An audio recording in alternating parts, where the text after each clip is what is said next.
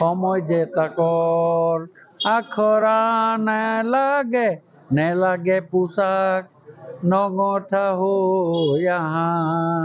ভোকাটোৰ পেটতে গামোচা বান্ধি উন্মাদ হৈ আহা তেহেৰ সঞ্চৰিব নাটৰ কোনে কি ভাও ল'বা আহা সময় যে তাকৰ। অসমৰ মাননীয় মুখ্যমন্ত্ৰী ডক্টৰ হিমন্ত বিশ্ব শৰ্মা ডাঙৰীয়া মই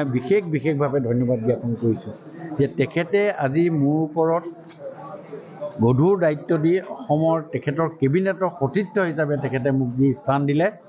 আৰু তেখেতৰ এই স্থান দিয়া আজি ক্ৰমাগত 20 বছৰ বিধায়ক হিচাপে থাকি মই যিখিনি কাম কৰিছোঁ বা কৰাৰ কাৰণে প্ৰয়াস কৰিছোঁ সেইখিনিৰ লগত আগত ৰাখি আগন্তুক দিনত তেখেতে যি দায়িত্ব মোক দিব যি বিভাগৰ মোৰ দায়িত্ব দিব সেই বিভাগক মই সুচাৰুৰূপে চলাই যোৱাৰ ক্ষেত্ৰত মই মোৰ ফালৰ পৰা মই প্ৰয়াস কৰিম আৰু চেষ্টা কৰিম। লগতে ডিব্ৰুগড়বাসী ৰাইজক আপোনালোকৰ জৰিয়তে জনাইছোঁ যে আগতে যেনেকৈ মই ডিব্ৰুগড়বাসীৰ কাৰণে মই সময় দিছিলোঁ এতিয়াও আগন্তুক দিনত ইমানখিনি সময় যদি কিবা কাৰণে মই দিব নোৱাৰোঁ কিন্তু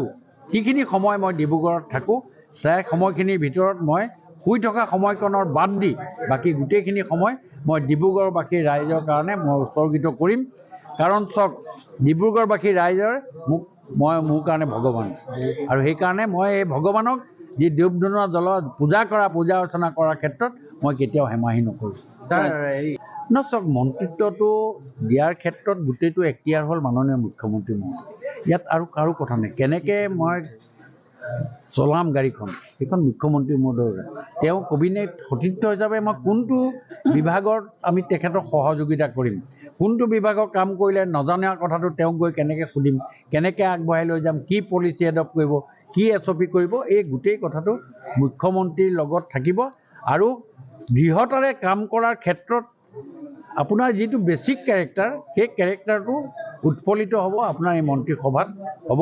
আৰু মই ভাবোঁ যে মোৰ ফালৰ পৰা খুব মই ট্ৰাই মাই লেভেল বেষ্ট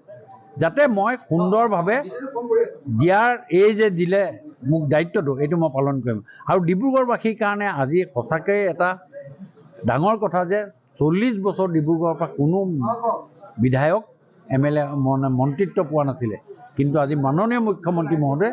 40 বছৰৰ যি বান্ধোন সেই বান্ধোন ছিঙি আজি মোক মন্ত্ৰিত্ব দিয়াৰ কাৰণে তেখেতক পুনৰবাৰ মোৰ ফালৰ পৰা মই বিশেষভাৱে ধন্যবাদ দিওঁ। ছাৰ মন্ত্ৰী সকলোৰে বা এই কেবিনেটত যিকেইজন মন্ত্ৰী হ'ব সকলোৰে দায়িত্ব থাকিব মুখ্যমন্ত্ৰী মহোদয়ে যিটো বিভাগত কাম কৰিবলৈ দিব মই সেইটো বিভাগতে কাম কৰিম। আজি হ'ব